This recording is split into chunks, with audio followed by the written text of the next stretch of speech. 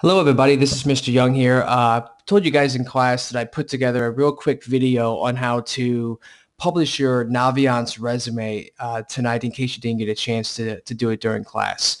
So I've already assumed that you've completed the resume. So the parts that you needed to have for minimum credit was an objective statement, which we have in our notes on how to format. You could freeze the video right now if you want to and look at a sample one I put together for a student. We have a work experience section. If you didn't have a work experience section, you could put a volunteer section. If you didn't have either one of those, then you could put together an additional information section where you list some skills that you have. Next, you would need the education section and 2 references. Please double check before you turn this in that you have capitalized proper nouns and that you have properly capitalized names of individuals, like job titles, like principal would be capitalized, business education teacher be capitalized, and so on. Okay, so we've got everything ready to go.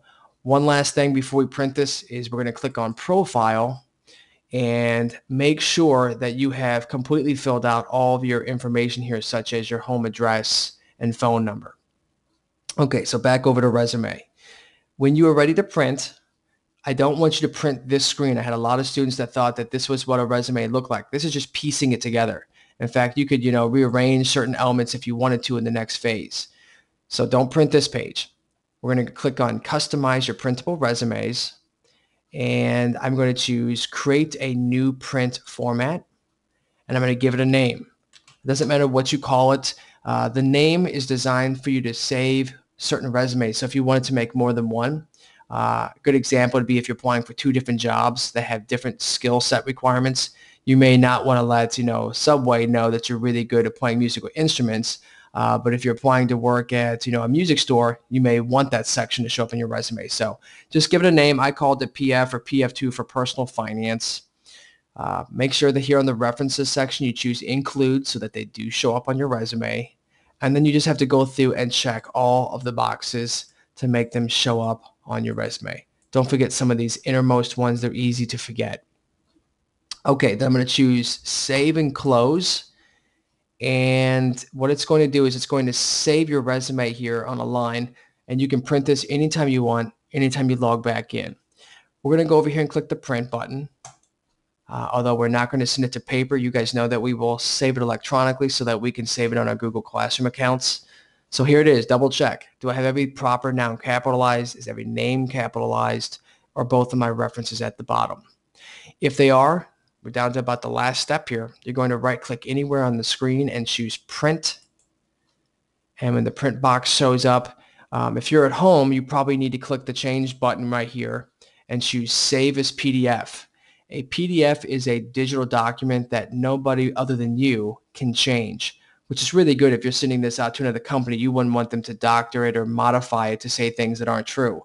And this is the standard file format that's open with a program called Adobe Reader.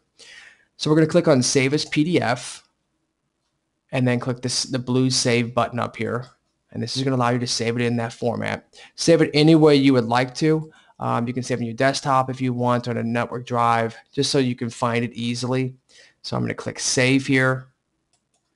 And the file has been put together. Okay, so I saved mine on my desktop. You have to remember where you save yours. Then the last step is to go to maybe another tab and click on Apps up here to go to the list of apps you have available. If you're at home and this bar is not showing up right here, you can hold down 3 keys. You have to hold down the Control and the Shift key together, and then press the letter B key, which is B as in boy, and that will make the bookmark bar and the apps button show up. You go to the classroom, and if you don't see any of your apps here, remember you're going to probably have to sign in at home if you haven't done this before. This is the sign in button on Google Chrome, and choose sign in down here. I guess it's not on mine because I've already done it before, but it should show up right there, and you can click sign in. Find your class and go into Naviance resume, and on the student side of things, you'll have a box here that says add, upload file, and then from there it's just a matter of clicking the right button. So there'll be a button here in the middle that says select files. Go and pick your file off of your computer. Then choose the upload button, which will show up down in this area. It's blue. And then once it's uploaded, you just have to press the turn in button once and then a second time to confirm, and you've got everything turned in. If you need any other help tonight or tomorrow in doing this, feel free to shoot me an email. The email address is young.mark@wgcloud.org. Another easy way to email me is if you just open up your list of apps again, go into your Gmail account, and you'll have the ability to send me an email. You just have to type my name and it will pop up and say, whatever question you have. All right, folks, take it easy. We'll see you tomorrow. Hopefully this helped.